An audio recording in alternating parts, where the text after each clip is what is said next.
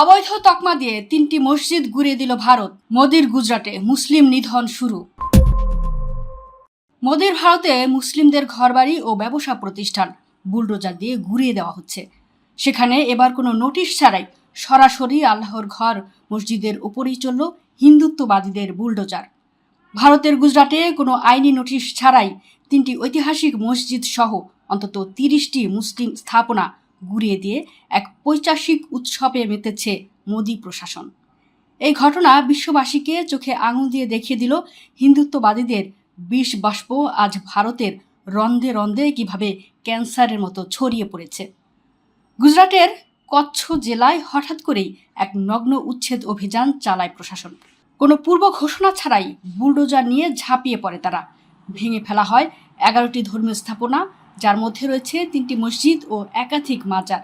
এছাড়া 17টি বাণিজ্যিক প্রতিষ্ঠান এবং 2টি আবাসিক বাড়িও মাটির সঙ্গে মিশিয়ে দেওয়া হয়।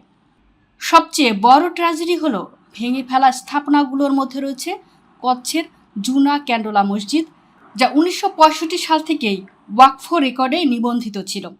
জমিয়তে উলামায়ে হিন্দের প্রতিনিধি দল ঘটনাস্থল পরিদর্শন করে জানিয়েছে, ওয়াকফভুক্ত কোনো ধর্মীয় স্থাপনার বিরুদ্ধে ব্যবস্থা নিতে হলে আইন ও সাংবিধানিক বিধান মেনে চলা বাধ্যতামূলক।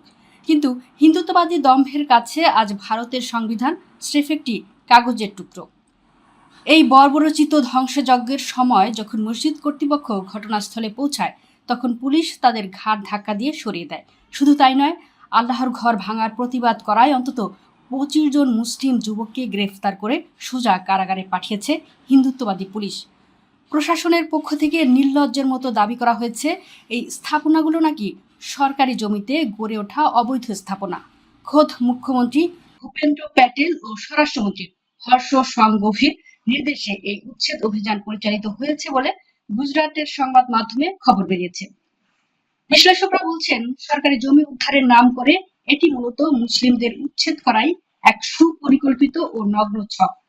আজ বিশ্ববাসী পরিষ্কার দেখছে যে ভারত নিজেকে ধর্মনিরপেক্ষ এবং বিশ্বগুরু বলে দাবি করে, সেখানে আজ বুলডোজার দিয়ে একটি নির্দিষ্ট ধর্মের মানুষের অস্তিত্ব গুঁড়িয়ে দেওয়ার উৎসব চলছে। হিন্দুত্ববাদী এই চরম আস্ফলন আর বর্ণবাদী একদিন মোদির ভারতকে ভেতর থেকে টুকরো টুকরো করে দেবে।